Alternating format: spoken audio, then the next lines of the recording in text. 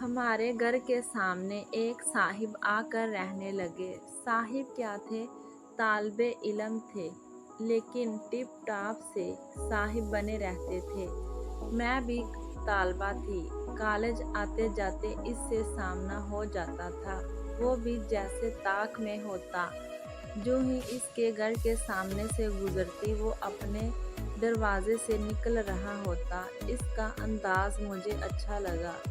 छुट्टी के दिन हमारा सामना ना हो पाता तो अपने कमरे की खिड़की के पेड़ नीम वाक करके इसके मकान की तरफ चोरी छुपे देखती, शायद कि वो भी खिड़की में मौजूद हो।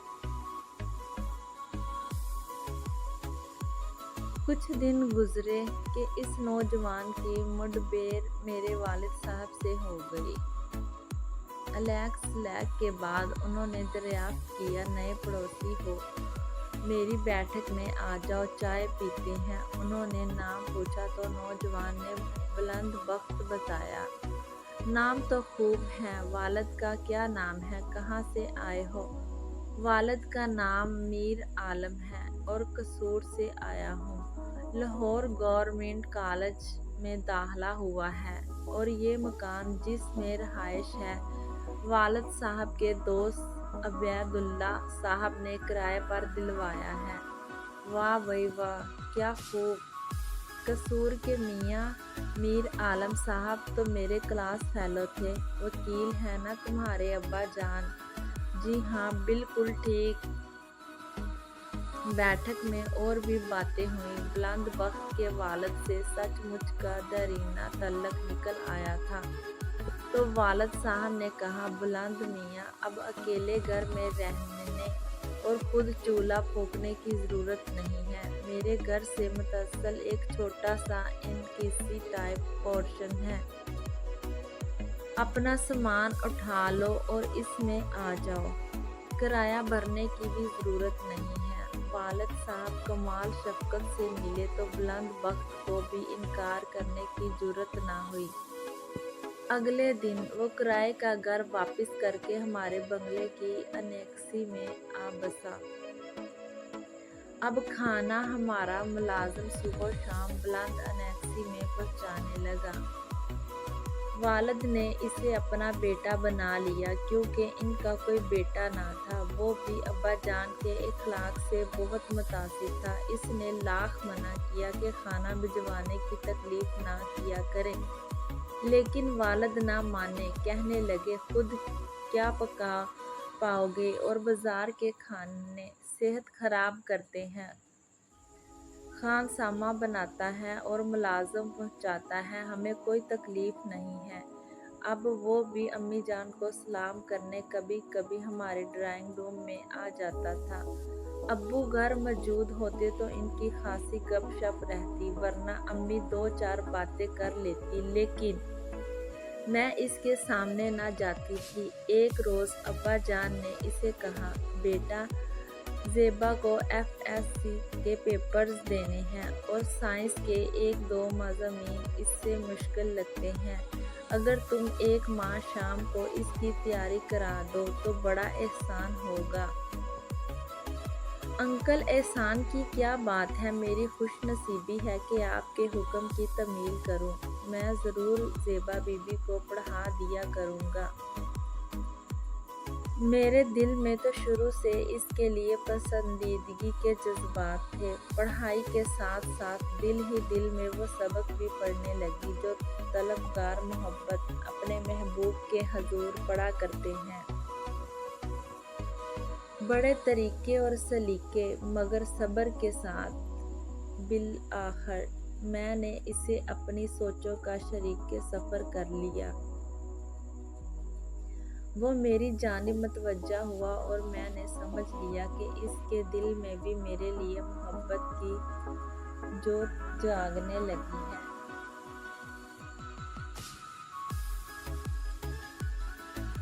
इम्तिहान ख़त्म हो गया, इससे मुलाकात का जवाज़ भी ख़त्म हो गया, मगर दिल की लगी और बेचैन रखने लगी। वक़्त गुज़रने लगा। अब वालिदैन मेरी शादी की फिक्र में लग गए। ابو کی نظر میں بلند بخت ایک شریف نوجوان تھا۔ اگر وہ اشارتاً بھی کہتا تو وہ فوراً میرے اس کے ساتھ شادی کرا دیتے، مگر بلند بخت نے ایسا کوئی اشارہ نہ دیا۔ بالآخر میں نے اس سے کہا، بلند تم جلد اپنے والدین کو لاؤ اور میرا رشتہ مانگو، ورنہ ابو میری شادی کسی اور سے کر دیں گے۔ میں فی الحال شادی کرنے سے مجبور ہوں، جب تک کوئی بہت عمدہ نوکری نہیں مل جاتی۔ ابھی مجھے کم از کم 5 سال دیر ہے۔ اگر تم 5 سال انتظار کر سکتی ہو، پھر میں کسی نہ کسی دن رشتہ مانگنے تمہارے والدین کے پاس ضرور آؤں گا۔ اس کے جواب سے مجھے بہت مایوسی ہوئی۔ لگا وہ مجھے حاصل کرنے میں سنجیدہ نہیں ہے۔ وقت پاس کرنے کو ملتا تھا، لیکن میں تو بہت سنجیدہ تھی۔ میں اس معاملے میں دوسری لڑکیوں سے مختلف تھی۔ آہیں بھرنے اور وقت ضائع کرنے کی بجائے میں نے اس سے قطع تعلق کر لیا۔ اس میں میری بھلائی تھی کہ والدین کی خوشنودی کو اس کی اطاعت کروں۔ انہی دنوں اس کا تبادل ہو گیا اور وہ ہمارا شہر چھوڑ کر چلا گیا۔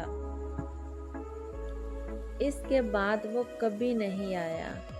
اس نے میرے حالات جاننے کی بھی زحمت نہ کی کہ میں کیسی ہوں، کہاں ہوں، میری شادی ہو گئی ہے یا نہیں ہوئی۔ مجھے اس کی یاد شدت سے آتی تھی، لیکن صبر کر لیا کہ جو چیز حاصل نہ ہو، اس کے لیے آرزو میں ہلکان ہونا کیا۔ وہ بھی شاید اپنی زندگی کی نئی دلچسپیوں میں گم ہو گیا تھا کہ پھر کبھی پلٹ کر خبر نہ لی۔ تاہم میرے دل میں اس کی یاد رہ رہ کر ٹھیس اٹھاتی تھی۔ میری شادی والدین کی مرضی سے ہو گئی۔ وقت گزرتا رہا، میں 2 بیٹیوں کی ماں بن گئی۔ شوہر اچھے انسان تھے، متوسط آمدنی تھی، تاہم میرا ہر لمحہ خیال رکھتے تھے۔ ایک مطمئن زندگی گزار رہی تھی۔ بلند بخت کی یاد آتی تھی، لیکن میں نے اپنی ناکام محبت کو زندگی کا روگ نہ بنایا۔ شوہر اور بچوں کی خدمت و پرورش کے ساتھ گھر گرہستی کی مصروفیت میں وقت گزرنے لگا۔ شادی کے 10 برس بعد امی ابو کا یکے بعد دیگر انتقال ہو گیا۔ اب میرا سب کچھ میرا شوہر ہی تھے۔ بیٹیوں کی خوشیاں اور ان کا مستقبل کا تمام تر انحصار انہی پر تھا۔ خدا کی مرضی کہ ایک روز وہ دفتر جاتے ہوئے موٹر بائیک حادثے کا شکار ہو کر موقع پر جاں بحق ہو گئے۔ یہ صدمہ بہت بڑا تھا کہ میں بے آسرا اور بچیاں یتیم ہو گئی تھی۔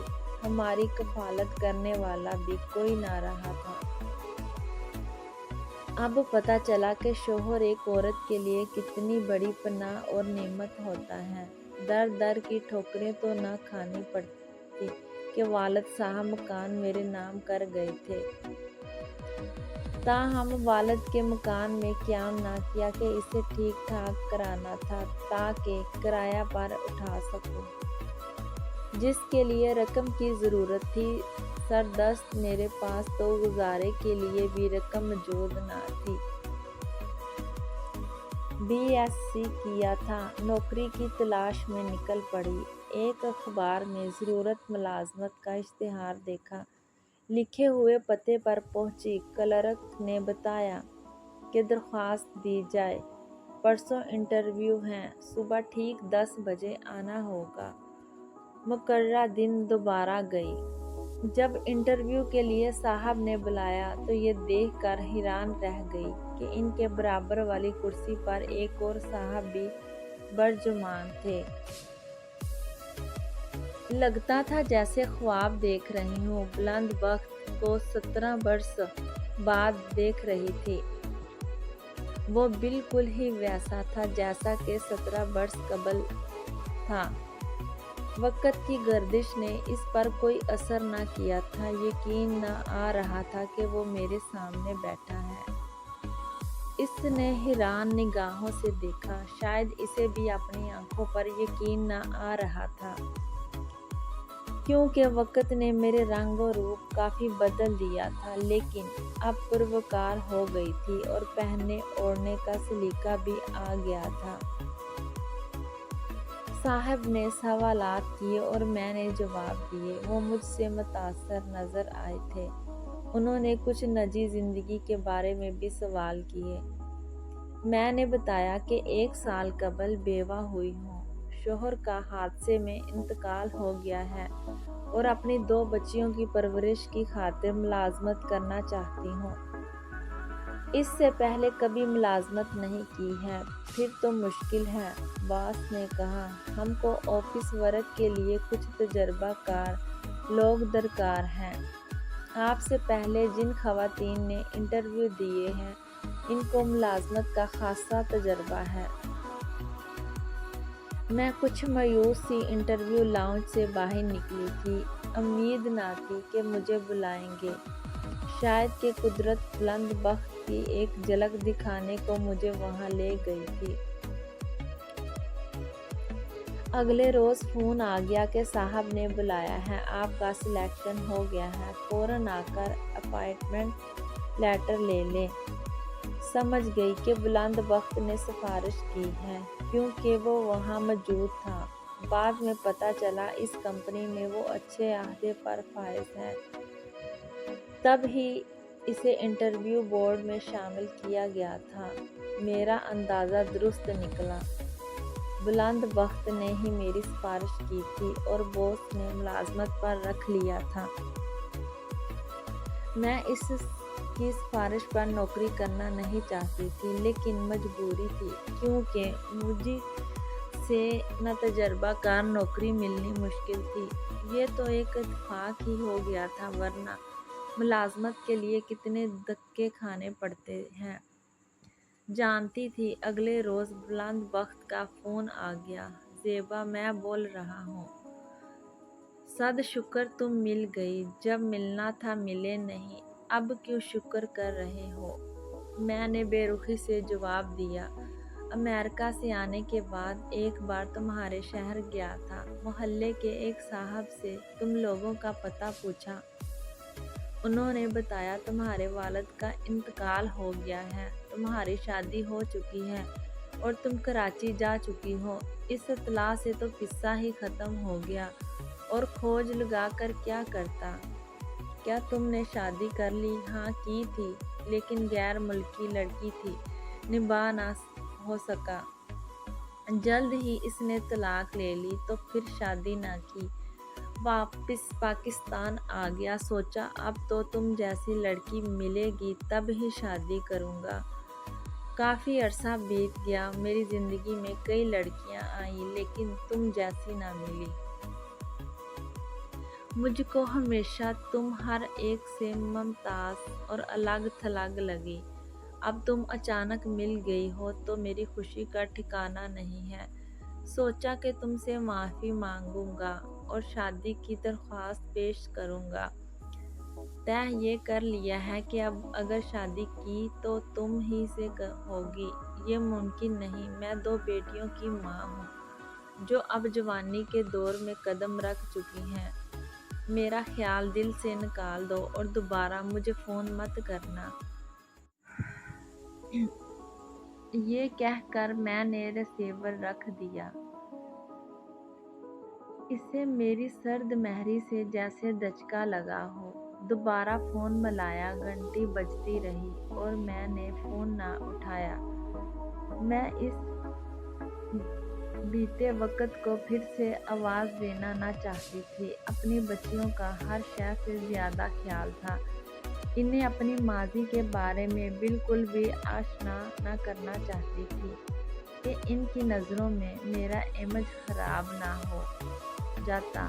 وہ مجھے ایک اچھی ماں سمجھتی تھی اور میں اچھی ماں ہی رہنا چاہتی تھی۔ بلند بخت مسلسل فون کرتا، میں نے نہ اٹھایا تو ایک دن وہ خود اس کمرے میں آ گیا جہاں میں دفتر میں بیٹھ کر کام کرتی تھی۔ اس نے معافی طلب کی اور کہا کہ میری درخواست پر غور کرو، میں تمہیں شریک حیات بنانا چاہتا ہوں، لیکن میں نے اس کی درخواست کو رد کر دیا اور سیدھے منہ بات نہ کی۔ میں نے کہا، بلند صاحب، شادی کی ایک عمر ہوتی ہے، اب میں 2 بچیوں کی ماں ہوں اور مجھے ان کا مستقبل بنانا ہے، جو ہر شے سے زیادہ ضروری اور اہم ہے۔ یہ ملازمت میں انتہائی مجبوری کی وجہ سے کر رہی ہوں، مجھے تنگ مت کرنا ورنہ میرا پیچھا چھوڑ دو، ورنہ ملازمت چھوڑ دینے پر مجبور ہو جاؤں گی۔ اس پر میری باتوں سے اوس پڑ گئی، وہ بجھ کر رہ گیا۔ پہلے تو میں اس کے انکار پر رو رکھ کر پاگل ہوئی تھی اور اب اس کو رد کر رہی تھی۔ یہ تو وہ سوچ بھی نہ سکتا تھا۔ جب میں نے ملازمت سے استعفیٰ دیا تو بلند بخت میرے پاس آیا اور کہا، آخری بار مخاطب ہوں، پھر کبھی تم کو نظر نہیں آؤں گا۔ اس نے خود کو لعنت ملامت کی کہ میری وجہ سے تم ملازمت چھوڑ رہی ہو۔ اگر میں تم سے اصرار نہ کرتا تو تم یہ قدم نہ اٹھاتی۔ تم نے اپنی زندگی کو مسائل کی بٹی میں جھونک دیا۔ اب بھی کہتا ہوں، نوکری مت چھوڑو، میں یہ شہر چھوڑ جاؤں گا، تم کو دوبارہ کبھی نظر نہ آؤں گا، میرا یقین کرو۔ میں نے مگر اس کا یقین نہ کیا۔ اس کا دکھ جیسے بڑھ گیا ہو، میرا بھی دکھ بڑھ گیا۔ میں کیا اسے موڑ الزام ٹھہراتی، اس نے خود کو مجرم بنا لیا تھا۔ اس کے بعد کتنے مسائل کا سامنا کرنا پڑا، بتا نہیں سکتی۔ اپنی بچیوں کو ان کی منزلوں تک پہنچانے کے لیے میں اس طرح حالات کی بٹی میں پگھلتی رہی جیسے سونے کی اینٹ بٹی میں پگھلتی ہے۔ آج میری بیٹیاں باعزت زندگی بسر کر رہی ہیں، ایک ڈاکٹر، دوسری انجینئر بن چکی ہے، ان کی شادیاں اچھے گھرانوں میں ہو گئی ہیں، وہ خوشحال زندگی بسر کر رہی ہیں اور اکثر میرے ہاتھ چوم کر کہتی ہیں کہ ماں ہو تو آپ جیسی، اماں آپ کتنی مقدس ہیں، اور میں نم آنکھوں سے جواب دیتی ہوں، خدا تم کو زندگی کی ساری خوشیاں دے، میں تمہاری خوشیوں کے لیے ہی تو زندہ ہوں۔